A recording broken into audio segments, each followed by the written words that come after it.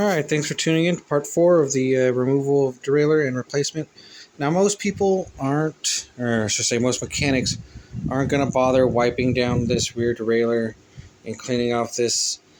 This is where your B tension screw hits, so you really want that area right there to be nice and clean to that profile. So you want that to be nice and clean. That's the thing about Ty's bikes is we go above and beyond what most people do for our price point. My price point, you really can't beat it in the Sacramento area. Oops, I just gave away where I live. It's alright, if you're in Sacramento, feel free to come by.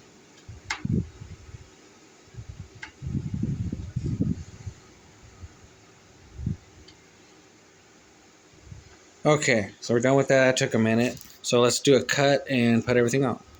Alright, so we have it dry fitted now so you can see. So I just got it just tightened up to where it won't really move around. It's nice and firm.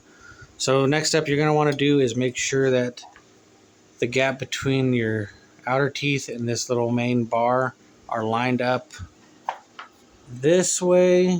You'll have to obviously use two hands, but you can see this. Oops. Right here what I'm touching.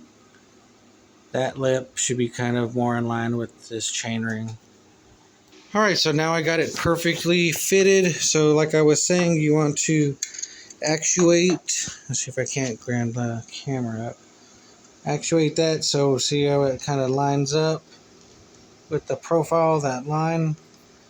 Perfect, we're looking good. And this, you always want to adjust that B tension screw. This one right here, my finger. Because since this is a larger cog, you want to push this derailleur out as much as possible so that inner jockey wheel doesn't collide with the cog. So we'll do that. Now when you are putting on a new cassette or derailleur, it's always not going to align right because this came off of a different bike, so you can see that I need to adjust these screws, the high screw. So we're going to do that, and you can see it move.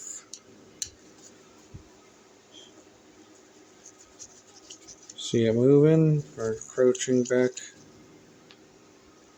to where we need to be. I